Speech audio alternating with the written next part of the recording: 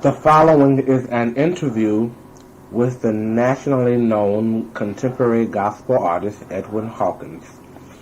This interview takes place at the home of Mr. Hawkins, located in Oakland Hills, on March the 8th, 1984, at 3 o'clock p.m.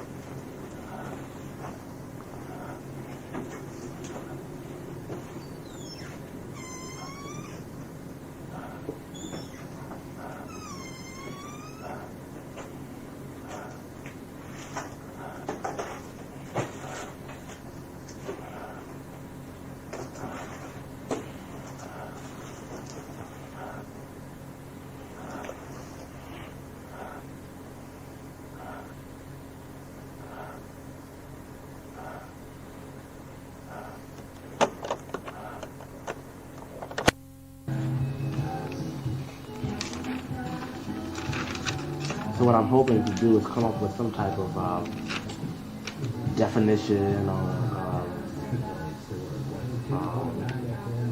outlook as a result of this field.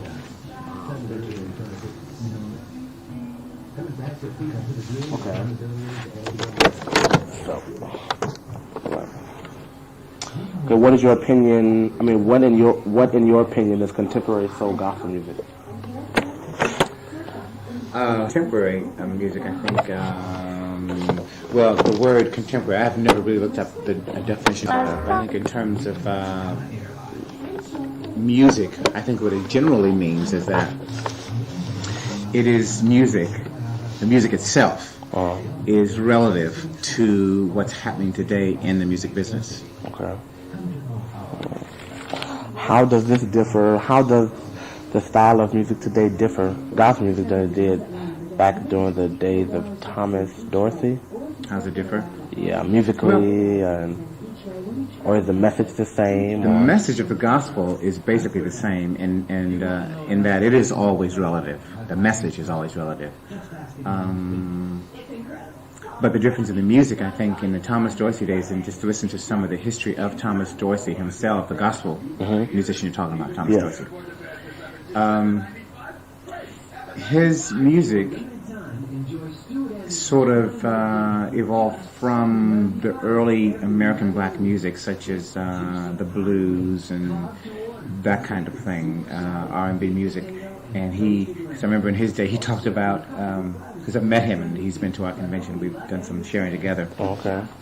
He's talked about his being criticized as gospel music because he brought in some of the sounds from the secular world, such as the blues and I guess some light jazz. He wasn't extremely jazzy, but bluesy, I guess you could. Well, probably at that time.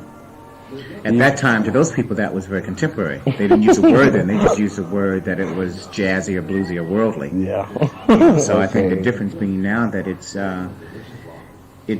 gospel music has taken on the flavor of so many different forms of music, because you can do that. It can have a country flavor, it can have R&B flavor, it can have jazz flavor, it can have a rock flavor, and even ballad flavor, and sometimes classical. So I think the difference is today that it's not so regimented. It's not just in the one kind of flavor. It takes on many different flavors of the music world. So it's a sort of conglomeration. Yes, so it's different that the difference that I see as to what it was then, that it was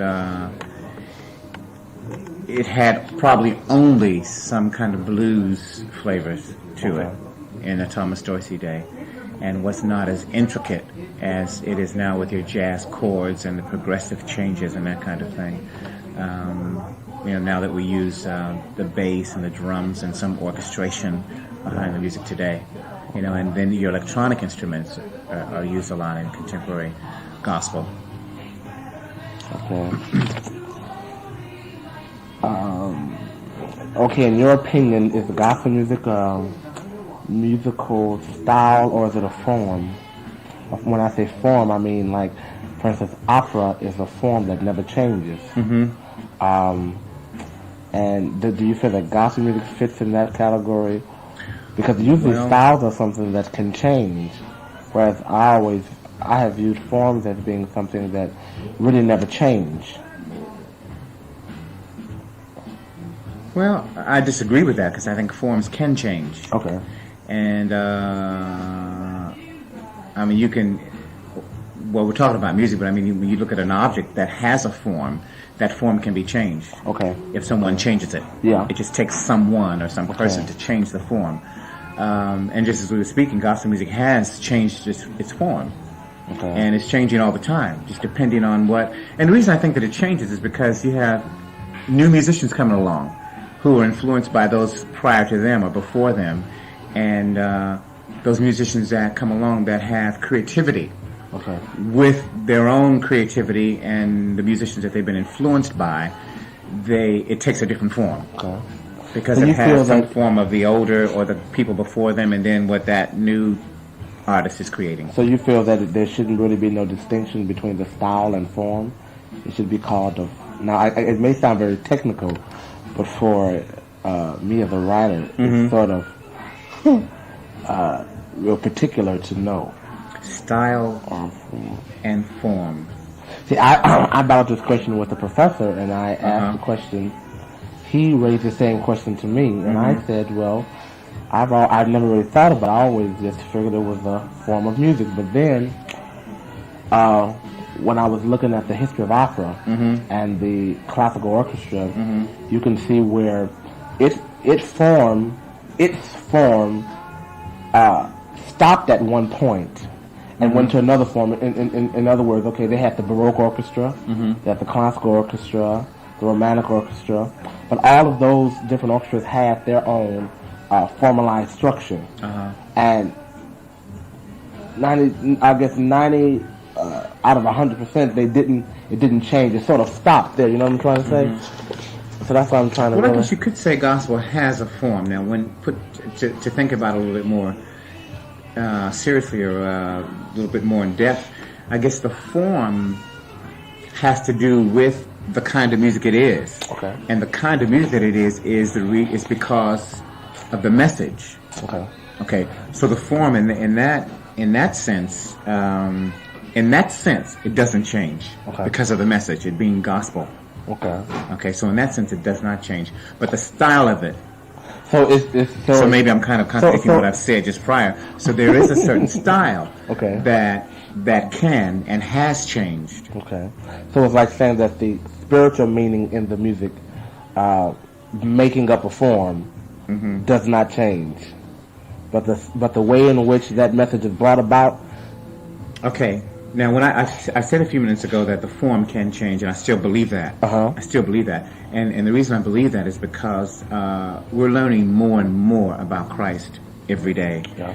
And some of the teachings that we learned like 25 year ago, or either some of the people learned about 50 years ago, some of those ideas and some of those doctrinal views are changing, because we understand a little bit better today than we understood maybe 25 or 50 years ago about the teachings of Christ. Okay. And, so I guess the form and style can change. Okay, all right. Okay? Does that make sense? Yeah, it sort of makes sense. Maybe we need to just recap form. And the reason I think that, the form of it is because it is gospel music, and the message is the gospel of Jesus Christ. Right. And Jesus Christ does not change. Right. The Bible said he's the same today, yesterday, and forevermore. But what causes the form of that to change is your understanding, developing a relationship with Christ will cause the form to change. Because, you might say that, you might sing something about what you understand today about Christ, and maybe 5 minutes later, or tomorrow, or 2 weeks later, or 10 years later, you understand it differently. Okay. So you have a different opinion about that same Jesus Christ. Okay. Because you understand him better. Right. So the form can change. Okay. But so that's different from style. But to me it sounds like you're saying there are two forms, and there's no. I'm not saying two forms in the sense that that's what you said. That's what you said. But I'm saying that my understanding seems as though there's okay, you said the message of Jesus Christ. It does not change, but your understanding. No, I said Jesus Christ himself does not change. Okay. I mean, the Bible and the Word of God tells us that he's the same today, yesterday, and forevermore. But our understanding does change. Oh, okay. To give you a good example, there are certain things that I learned as a child that I was taught in Christianity, in our religion, that you could not do. And to give you an example, we were taught that it was very wrong to go to the movie. It was wrong to listen to so-called worldly music. It was wrong to for the women to wear makeup, you know. And that was what we learned through Christianity. And Christianity comes from Christ. That's where they get the word Christianity from. But we learned later on that those things are not necessarily wrong within themselves. It's just that we learn to do whatever we do in moderation. It is not necessarily a sin. I mean, lipstick itself can't be a sin because it doesn't know how to sin. You know, a cigarette can't sin. What we do with it can become a sin when it becomes harmful to the body. So that's what I mean. So he does not change. It's just that we learn better how to apply the principles of Christ to our lives. So he doesn't change. It's just that our views, so then our form of thinking does change. So, you know, just as a writer, a gospel writer, if he writes from his little understanding, you know, it's very regimented, very narrow-minded. But if as he develops a relationship with Christ, later on when he writes, people can see that his understanding has blossomed, has bloomed, and, you know, you... Do you feel that your music has sort of undergone change since you started recording Real Famous earlier when you were doing Happy Day and things like that? Well, I don't think the music or the message has changed that much in my music. Maybe I should restate that. Not the message, but I'm saying, do you feel that the music itself? When I say the music, I mean the way in which you go about delivering the message. Oh, definitely. Okay. Yes, definitely. How do you yourself deal with the various styles of gospel music? When I say various styles, now I was raised myself in a Pentecostal church, and I noticed that usually in Pentecostal churches and Baptist churches and Methodist churches, the congregations usually accept certain styles of things. And I guess to give an example, the church that I was raised in is called St. Holiness Temple, and we were not the style of music that we did till I got 17, 18 years old was basically all fast, nothing slow, nothing around the nature of God is or God has smiled on me or something of that nature. And so what I'm trying to ask is, how do you yourself deal with the various styles in relations to religion, religious faith, okay, Baptist, Methodist? As to the kinds of music the different denominations allow in their services? How do you deal with it as far as performing-wise, or... Well, I don't really deal with... you mean, are you speaking in terms of what, if I'm going into a Baptist setting or a Methodist setting, as to what kind of music I'll perform to them? I guess there's little concern. There is little concern on my part. If I know, for instance, I did a concert in Tampa, Florida at a Presbyterian church a few weeks ago with an orchestra. And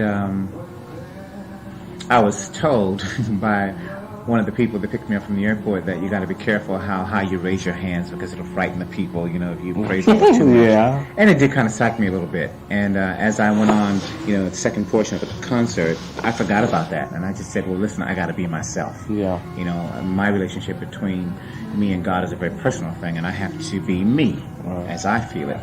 And I'm not a really extremely emotional person in terms of that kind of thing, but I am not ashamed of my relationship with the Lord. I don't care where I am. I want people to know if I'm sharing and if I'm ministering the gospel, I want them to know where I'm coming from and what I feel about God. And I can't be put into a bag and say that you can only do this or only do that. So I don't really concern myself that much with the kind of music that they're used to hearing. because I don't. When I write what I write. When I perform what I've written. So, do you like to be categorized as a contemporary gospel artist, or it do you, doesn't really matter. or do you feel? I don't personally feel. Now, maybe I'm wrong. I guess I won't say this, but do you feel that there is such thing as white gospel and black gospel? Yes, there is. There is that, and it's something that we don't need to be ashamed of or shy away from or flinch when we're talking to a white brother or a black brother or the different races about the kind of music, because that's just the way God made us. Yeah. There's some black, there's some white, there's some Chinese, Italian, whatever, and I think that we should deal with it head on, not from the point of being better or indifferent or a lesser kind of music, but now, the way we define it sort of when we categorize it in the Grammy Award situation or the Dove Award situation, they call it inspirational music and they call it soul music. And we sort of know, because of the way they categorize it, that if it's called inspirational, it's white gospel. If it's called soul, then it's black gospel. Okay. And there has to be a distinction because the heritage makes it so. Okay. The heritage makes it that way. But do you feel that with that? I just had a problem because I always felt that maybe my readings were not in depth enough. But from the research that I've done, I've always felt that. I think there was such I always felt that it was sort of taking away from the black culture, because from me looking at books, I always the type of gospel music that black musicians did and the types that the whites did was so completely different. I've always thought of gospel. I've always thought of gospel music in the sense, when a person said gospel, I automatically thought of black. I never really thought. Well, no, you know why gospel music is gospel? It's not the music. It's not the 3 chord changes, or because it sounds like a hymn. What makes gospel music gospel is because it contains something about a relationship with Jesus Christ. That's the only thing that makes it gospel music. Okay. So with that, you feel a pop artist can sing a gospel song? Of course. With pop music and rock music, as long as they're singing about Jesus Christ or your relationship with Him or something that has to do with Jesus Christ. And I just have 1 or 2 more questions, and Okay. Very briefly, could you tell me how you sort of got started in the field professionally? Mm-hmm. I don't know if you can have enough for that. Oh, what do you got on the other side? I started in gospel music was just really, to me, a freak accident, but to God it was a miracle because He performed it. It was just, we had the Northern California State Youth Choir, which later became a community choir, so to speak, and that we decided to stay together after performing in Washington, D.C. at the Youth Congress of our church organization. So staying together, we decided we would do an album at our church. And this was done at Ephesian Church of God in Christ in Berkeley, where E. Cleveland is a pastor. And we were going to hand sell that ourselves among the choir members and give the contributions back to the church. We did it on a 2-track machine, a home machine brought to the church, and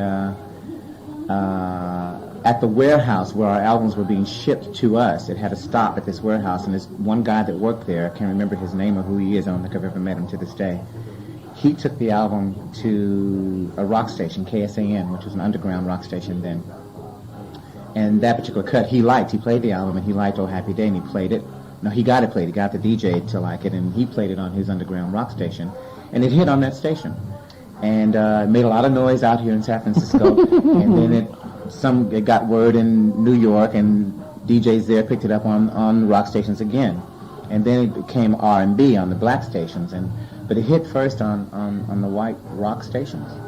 And that's how I got it. From that point, it made such a noise, being that it was a gospel thing. We had about 16 or more major companies call us to see if we were interested in a contract. Now, was that around the same time as, the Voices of Christ did Fill My Cup?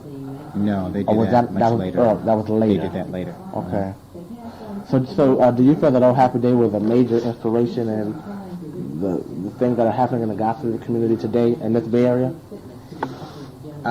Yes. You know, if I can modestly state that, I think that not only in the Bay Area, but I think because of what happened around the country with that song, it caused a new awakening for gospel music, and musicians that wanted to do things, wanted to be daring, and were just really kind of afraid to be daring. So they started to create new, different kinds of sounds, things that were inside of them all the time. You know, I wasn't the only one that had the ideas. It just so happened I was the one that had the opportunity to do a record, and it hit. So was it unusual for your church to accept Oh Happy Day at that time? Oh yeah, we got a lot of criticisms, and it only came from the church. You know, just to show you how Christian people repeat themselves over and over because they want to allow their minds to be open and to allow themselves to receive what else there is for us to do, and other kind of ministries for us to do. You know, we sit back and we criticize each other. Instead of really helping to further that ministry, we criticize each other. And that's what they did with that. We got calls from ministers from around the country trying to get it off the radio. You know, we spent our time singing the gospel on Sunday morning to each other. You know, what about singing the gospel to the world? You know, that was our command, go into the world, not go into the church buildings, but go into the world. And that's what we do. Every Sunday we sing to each other. We testify to each other. You know, we don't testify to the world. And but I mean, you know, you didn't ask me all that, but that's how it all happened. No, I'm glad. I mean, more. I just don't want to keep. I don't want to keep you too long. It's just one more brief question. It should take no more than a minute or so. What direction do you feel the gospel music is taking today, or will take in the future? It's kind of hard to predict what was going to happen with gospel in the future. I think that you have like your major companies who are very interested in doing labels, and some of them have tried it and have failed because they don't really know how to market gospel. Now you got your gospel labels and some gospel companies who do okay, but we're reaching very few people in comparison to what the majors are reaching with their labels and just reaching, you know, the masses. We're not reaching the masses, and I think until those major labels call in expertise, people that have expertise in reaching even the gospel market. You know, because we miss a lot of the gospel market, and people that would listen and come to gospel concerts, that would buy gospel albums, we miss a lot of them. You know, they know how to reach the secular market because that's their expertise, but they need to bring in people that can specialize in the gospel market. You know, so I think that is going to happen. You know, that we'll start to do better productions, we'll start to do video things such as, you know, the secular market is doing. Because I think we should get involved in all of it because of the message that we have to offer to the world. You know, some people think that we should not get into video, some church people again. You know, but we should do whatever door is open. I think we need to take advantage of it and take the message there. Do you feel that it will take an academic setting eventually?